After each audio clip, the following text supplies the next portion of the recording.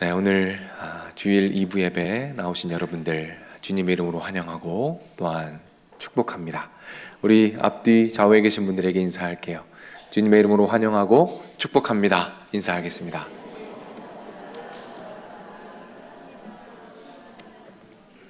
네, 너무너무 감사하고 또한 환영하고 축복합니다. 우리는 지난주에 골리앗 앞에 선 다윗 이야기를 살펴보았습니다. 타인의 갑옷을 벗고 담대하게 달려나갔던 다윗의 모습을 함께 살펴보았죠. 오늘을 포함해서 한 다음 주 정도까지 우리가 골리앗과 다윗 이야기를 살펴보려고 합니다. 우리가 익숙한 이야기지만 이번 기회에 깊이 묵상하시고 은혜를 누리시기를 축복합니다. 그래서 오늘 설교의 제목은 다윗 네 번째 설교입니다. 그리움, 기다림, 그리고 기회. 기다림, 그리고 기회라는 제목으로 말씀을 전하겠습니다. 이 말씀들을 통해서 다윗의 승리가 여러분의 승리가 되기를 주님의 이름으로 축복합니다. 네, 이 기대를 가지고 한번 말씀을 나누어 보겠습니다. 얼마 전에 제가 영종대교 휴게소에 들린 적이 있습니다. 혹시 가보신 분 계십니까? 영종대교 휴게소. 굉장히 예쁘게 잘 꾸며놨어요. 근데 그 휴게소 안에 굉장히 재밌는 것이 하나 있더라고요. 그것이 무엇이었냐면 느린 우체국이라는 것이었습니다. 한쪽 구석에 느린 우체국이라는 것을 꾸며놓았어요. 그리고 느린 우체통을 거기에 두었더라고요. 이게 무엇이냐면 말 그대로 느린 우체국입니다. 편지를 넣으면 1년 뒤에 편지가 도착한다고 하네요. 한참을 기다려야 하는 거죠. 왜 이런 걸 만들어 두었을까요? 한쪽 벽에 보니까 그 이유들을 쭉 써놓았더라고요. 그 써놓은 것을 제가 사진을 한번 찍어 왔는데 여러분 잘 안 보이시죠? 제가 한번 중요한 부분만 읽어드리도록 할게요. 이렇게 써 있습니다. 사랑하는 사람에게, 고마운 사람에게, 그리고 나에게 사랑과 우정을 담아보세요. 소중한 사연이 숙성되는 시간은 행복한 기다림이며 느린 우체국에서는 1년 후 추억을 더하여 배달해 드립니다. 이렇게 써놓았습니다. 저는 이 글을 읽는데 제 시선을 사로잡은 표현이 있었어요. 그것이 무엇이냐면 행복한 기다림이라는 표현입니다. 행복한 기다림. 제가 이 글을 읽으면서 느꼈습니다. 기다림이 행복할 수 있구나. 기다림이란 것이 행복할 수 있구나라는 것을 깨닫게 됩니다. 여러분, 기다림이 왜 행복할 수 있을까요? 기다림에는 설레임이라는 것이 있습니다. 우리가 무언가를 기다리면 설레임을 가지게 됩니다. 여러분, 온라인 쇼핑몰에서 옷 주문해 보셨죠? 그거 주문하고 기다리는 그 맛이 쏠쏠합니다. 그 기다릴 때 그 설레임, 오늘 오려나 내일 오려나, 이 색상이 화면과 똑같으려나 다르려나, 그 설레임으로 기다리게 된다는 것입니다. 우리가 이 설레임을 가지고 애타게 기다리는 것이 하나 있어요. 그것이 무엇이냐면 기회입니다. 우리 인생의 반전의 기회를 기다립니다. 성공의 기회를 기다려요. 만남의 기회를 기다립니다. 그런데 아무리 기다리고 또 기다리고 또 기다려도 기회가 잘 오지 않아요. 기회는 오지 않고 자꾸 위기만 찾아옵니다. 다윗에게도 기회가 필요했습니다. 분명 하나님께서 왕으로 다윗을 부르셨어요. 기름 부으셨습니다. 그런데 기회가 오지 않는 거예요. 분명한 하나님의 약속이 있습니다. 그런데 오늘 본문 이전에 나오는 말씀에 보면 다윗의 모습을 이렇게 설명하고 있습니다. 자, 15절 말씀을 한번 화면을 보며 읽겠습니다. 다윗은 사울에게로 왕래하며 베들레헴에서 그의 아버지의 양을 칠 때에, 자 18절 한번 읽습니다. 이 치즈 10덩이를 가져다가 그들의 천부장에게 주고 내 형들의 안부를 살피고 증표를 가져오라. 다윗이 지금 무엇을 하고 있습니까? 여전히 양을 치고 있습니다. 그리고 전쟁터에서 심부름이나 하고 있어요. 분명히 약속을 받았고 기름 부음도 받았는데 기회가 찾아오지 않습니다. 기회가 필요해요. 하나님이 주신 꿈과 비전을 마음껏 펼칠 기회가 필요합니다. 그런데 기회는 오지 않고 자꾸 위기만 찾아오고 있어요. 여러분은 어떤 기회를 기다리십니까? 그리고 그 기회가 쉽게 찾아오던가요? 아니요. 아마도 아닐 겁니다. 아무리 기다려도 기다리던 기회는 오지 않아요. 기회가 찾아와 주지 않습니다. 오히려 위기만 자꾸 찾아오는 것을 보게 돼요. 자, 우리는 어떤 위기 앞에 놓여 있습니까? 여러 가지 위기가 있죠. 한양대에 전영수 교수님이란 분이 계십니다. 이분이 어떤 책을 쓰셨냐면 인구 감소, 부의 대전환이라는 책을 쓰셨어요. 이분은 인구학 전문가이십니다. 이분께서 엄중하게 한국 사회를 향해서 경고하십니다. 이분이 우리나라의 인구 구조를 철저하게 분석하십니다. 여러분, 전 세계에서 총 인구가 감소하는 나라가 딱 두 나라밖에 없대요. 그 중에 한 나라가 어딜까요? 우리나라입니다. 우리나라. 그 중에 그리고 나머지 한 나라가 어딜까요? 일본입니다. 일본. 딱 두 나라만 총 인구가 감소하고 있다는 말입니다. 저출산과 인구 절벽과 초고령 사회의 진입과 경기 침체 여러 가지 위기가 이미 다가왔고 앞으로도 다가올 것이다라고 엄중하게 경고하고 있는 거예요. 국가적인 위기이고 사회적인 위기이다라고 강조합니다. 2050 한국교회 다시 일어선다 라는 책이 있어요. 이 책의 저자는 최윤식 박사님이십니다. 미래학, 그러니까 앞으로 다가올 미래를 연구하고 예측하는 분야의 전문가세요. 이분이 책에서 엄중하게 경고합니다. 한국 교회가 얼마나 심각한 위기에 처해 있는지, 얼마나 급격하게 쇠퇴하고 있는지, 그리고 앞으로 한국 교회의 교육 부서가 얼마나 빨리 그리고 급격하고 심각하게 쇠퇴해 갈지를 정확한 데이터와 분석을 통해서 제시해주고 있어요. 그리고 경기 침체로 말미암아 교회 재정이 얼마나 어려워질지 아주 구체적으로 보여주고 있습니다.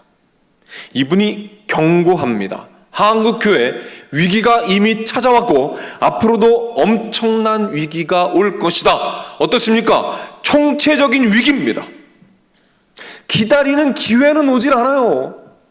계속해서 위기만 찾아옵니다. 기다림의 시간이 길어집니다.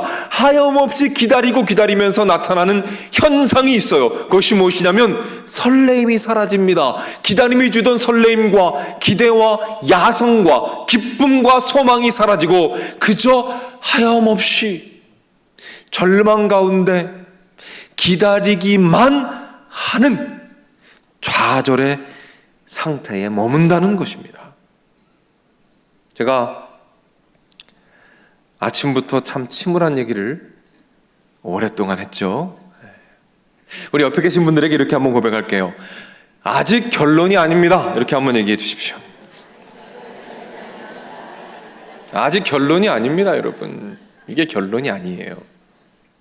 그런데 오늘 본문의 다윗을 보면 우리가 그렇게 기다리던 기회를 붙잡고 쟁취하는 모습을 보게 됩니다.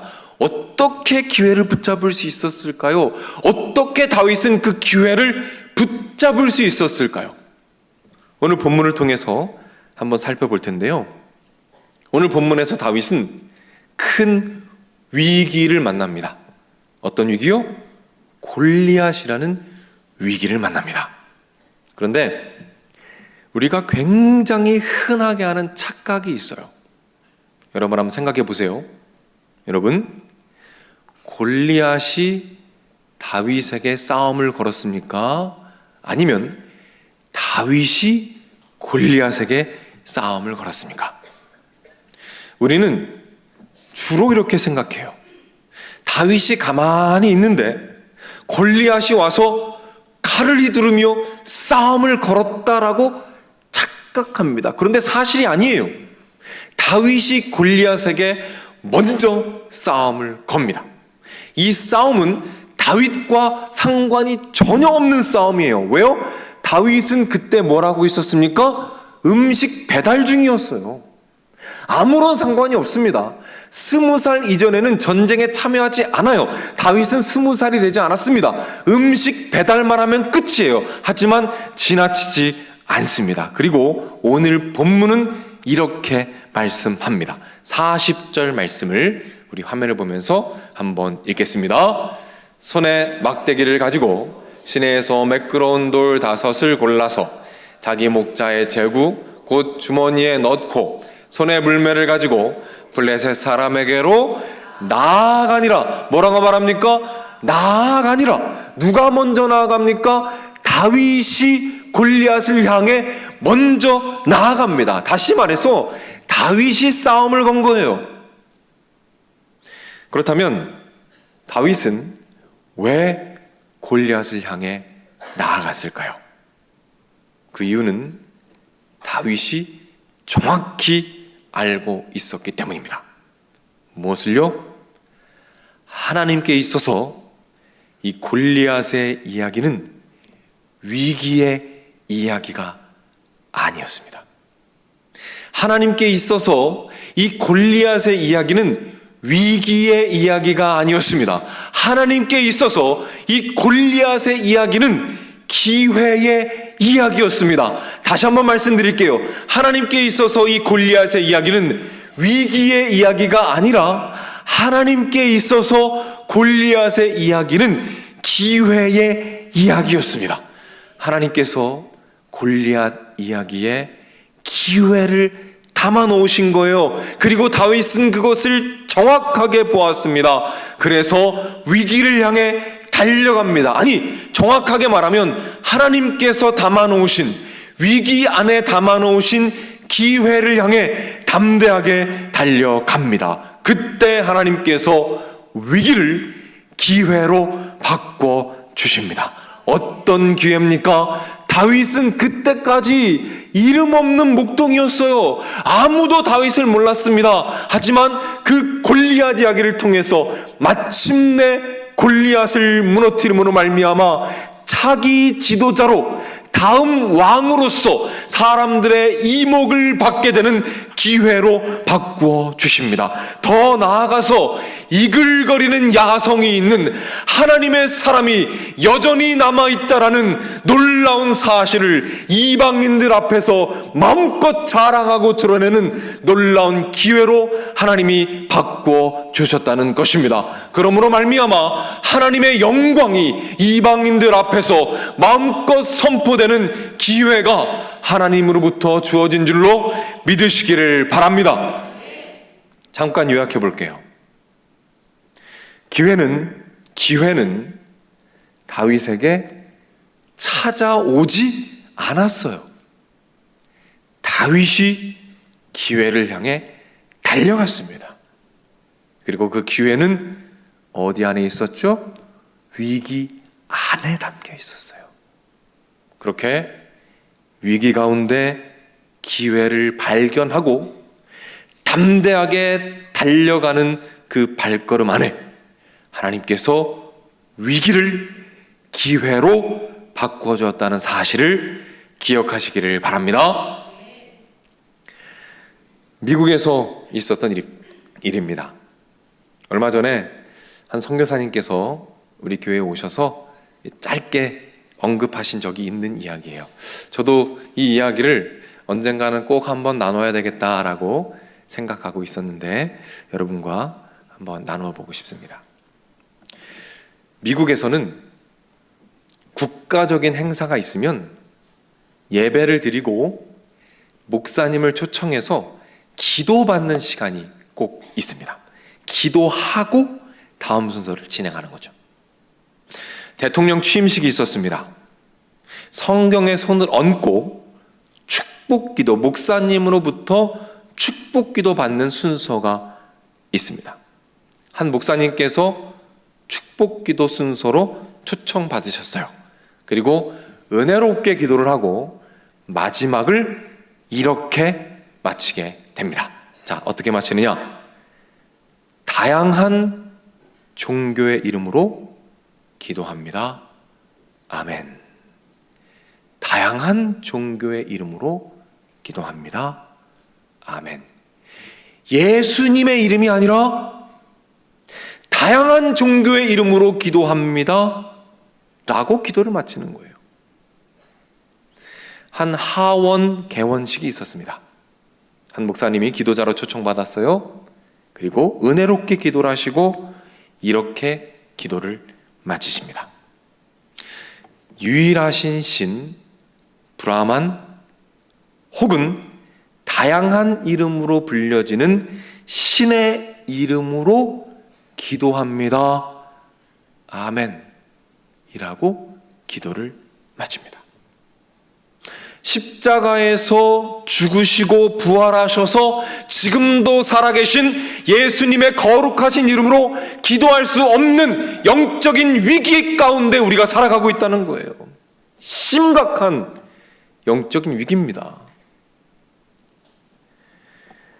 이런 분위기 가운데 한 한인교회 목사님께 기도 요청이 들어왔어요. 류응렬 목사님이란 분입니다. 이분은 제가 졸업한 총신대학교 신학대학원의 설교학 교수님이셨어요. 아주 존경받는 교수님이셨습니다. 근데 이분이 미국에 가셔서 한인교회를 목회하고 계셨어요. 근데 이 목사님께 기도 요청이 들어온 겁니다. 기도자로 초청받게 된 거예요. 그리고 압박을 받기 시작합니다. 절대로 예수님의 이름으로 기도하지 마십시오 라는 압박, 기도문을 제출하시고 검사 받으십시오 라는 압박을 받게 됩니다. 고민하기 시작해요. 어떻게 해야 할지 모르겠습니다. 수많은 사람들이 생방송으로 그 장면을 바라보게 될 텐데 어떻게 해야 할지 고민하고 기도하는 가운데 하나님께서 확신을 주십니다. 이 위기는 기회다. 이 위기는 기회다 라는 확신을 주십니다. 그리고 그 위기를 향해 달려가기로 결단하십니다. 기도 당일이 되었어요. 너무나 떨립니다. 그 목사님이 두렵고 떨리는 마음으로 기도하십니다. 중간에 계신 분이 바로 그 목사님이에요. 두렵고 떨리는 마음으로 기도하고 이렇게 기도를 마무리하십니다. 예수님의 이름으로 기도합니다. 예수님의 이름으로 기도합니다. 아멘. 그렇게 기도를 마칩니다. 그리고 어떤 일이 일어난지 아십니까? 기도가 끝난 이후에 수많은 사람들이 편지와 이메일과 문자와 전화로 연락을 해옵니다. 왜 예수님의 이름으로 기도합니까? 왜 무례하게 예수님의 이름으로 기도합니까? 라고 말했을까요? 아니요. 단 한 사람도 그렇게 말하지 않았습니다. 연락 온 모든 사람들이 동일하게 말합니다. 목사님, 예수님의 이름으로 기도해 주셔서 너무나 감사합니다. 너무 고맙습니다. 아무도 예수님의 이름으로 기도하지 못하고 정치 권력이라는 거대한 골리앗 앞에 머리를 숙이고 있는 그때에 예수님의 이름으로 기도해 주셔서 감사합니다. 그런 고백들을 합니다. 우리가 무엇을 깨닫게 됩니까? 사람들은 기대하고 있다는 거예요. 거대한 골리앗 앞에서 모두 고개를 숙이고 있는 그때에 이 영적 위기 가운데 누군가는 일어나 골리앗을 향해 달려가 주기를 간절히 기대하고 있다는 것입니다. 그렇게 그 위기는 기회가 됩니다. 그 위기 가운데 감추어졌던 기회가 하나님의 사람이 뛰어들어갈 때에 하나님께서 그 위기를 기회로 바꾸십니다. 어떤 기회로 바꾸십니까?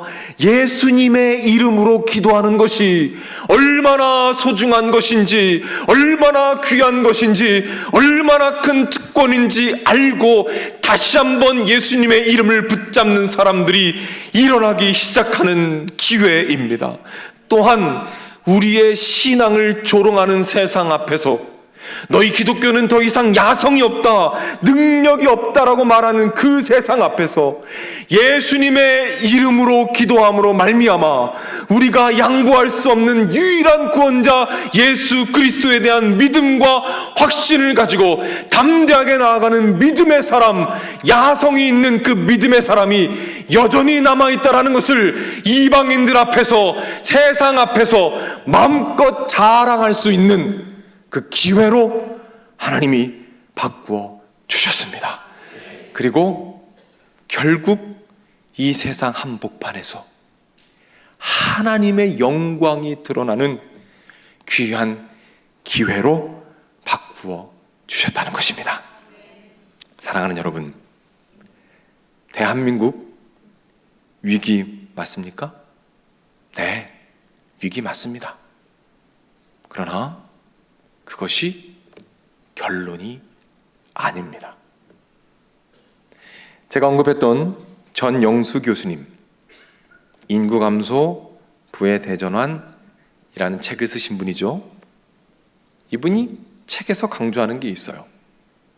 이 위기는 분명한 기회가 될 수 있다라는 강조점입니다. 의료시장과 간병시장과 사회보장산업과 실버산업과 반려동물 산업과 식물을 가꾸는 가드닝 사업과 이 모든 사업들이 폭발적으로 성장할 기회가 온다라는 것입니다. 그리고 젊고 건강한 은퇴자들, 신중년이 일어나 빛을 발하고 힘을 발휘할 기회가 오고 있다라고 말해요. 무슨 뜻입니까? 하나님께서 이 대한민국의 위기 가운데 분명히 기회를 심어 놓으셨다라는 것입니다.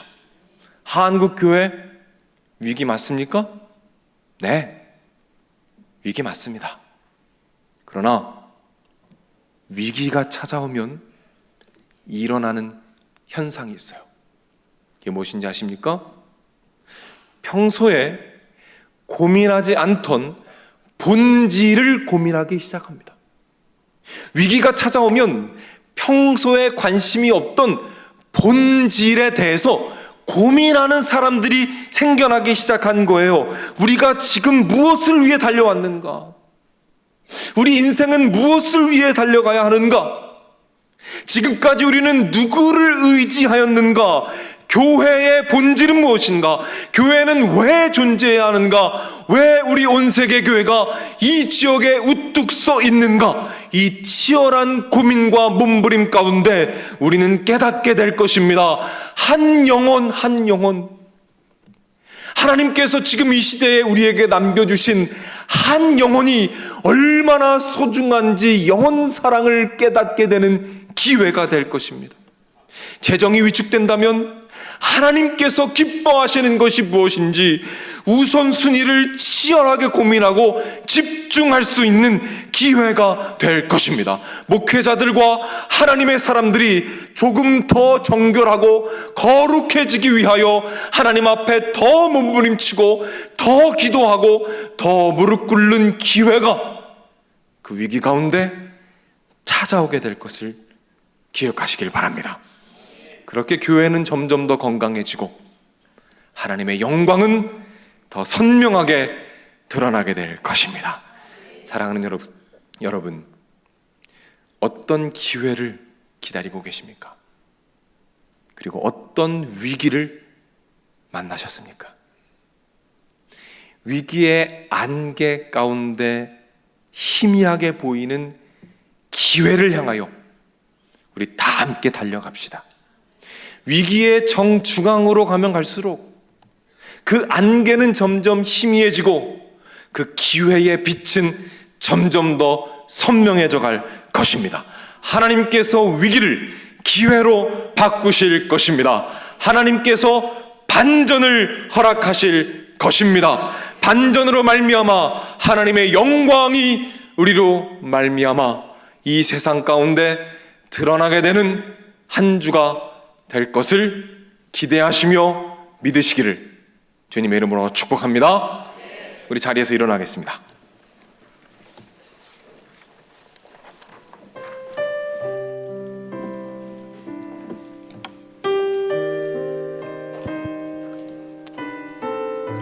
우리 말씀을 기억하며 우리 힘차게 찬양하겠습니다. 보라, 너희는 두려워 말고 보라, 너희를 인도한 나를 보라, 너희는 지치지 말고 보라, 너희를 구원한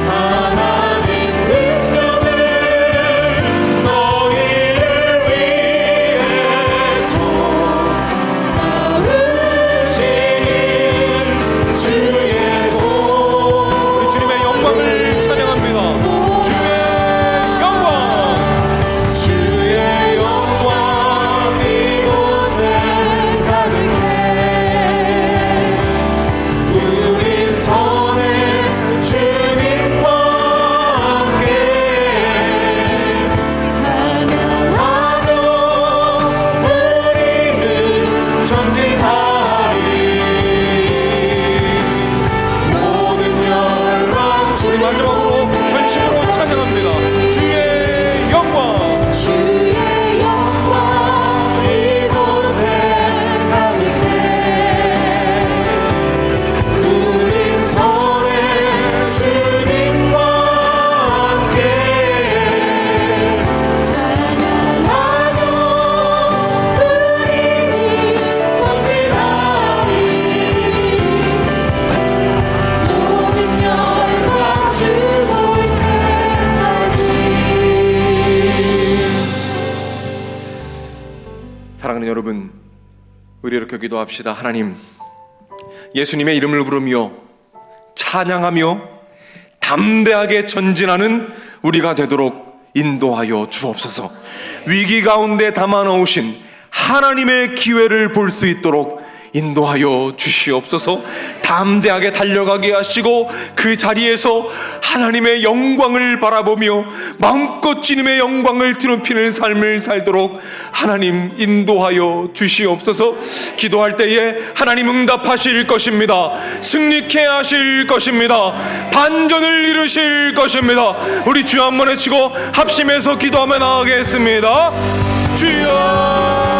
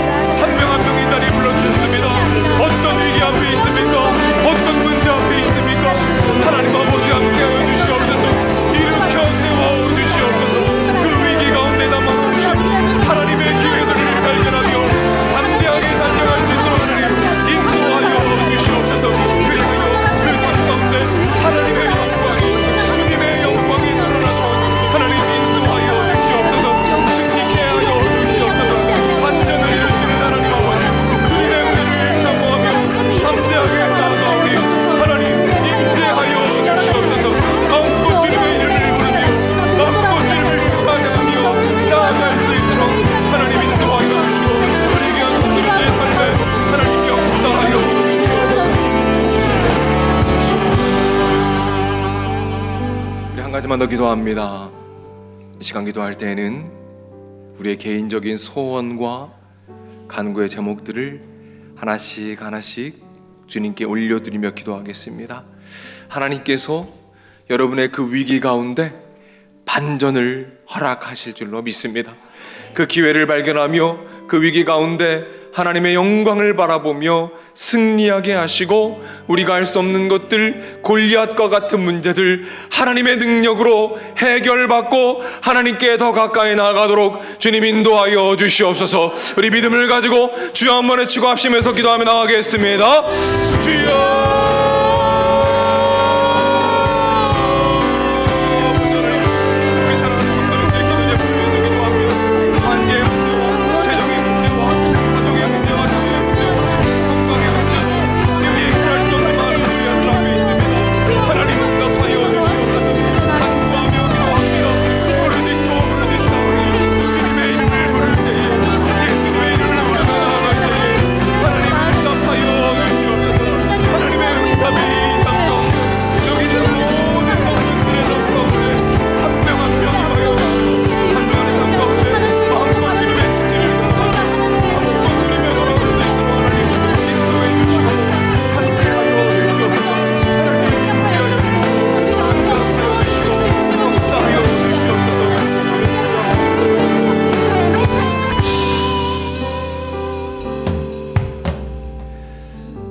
사랑의 아버지 하나님, 많은 위기들 가운데 놓여 있습니다. 때로는 소망을 볼 수 없어서 오랜 기다림 끝에 지치고 지쳐서 기회들을 바라보지 못하고 낭만 가운데 살아갔던 우리들의 모습 주님 불쌍히 여겨 주시옵소서.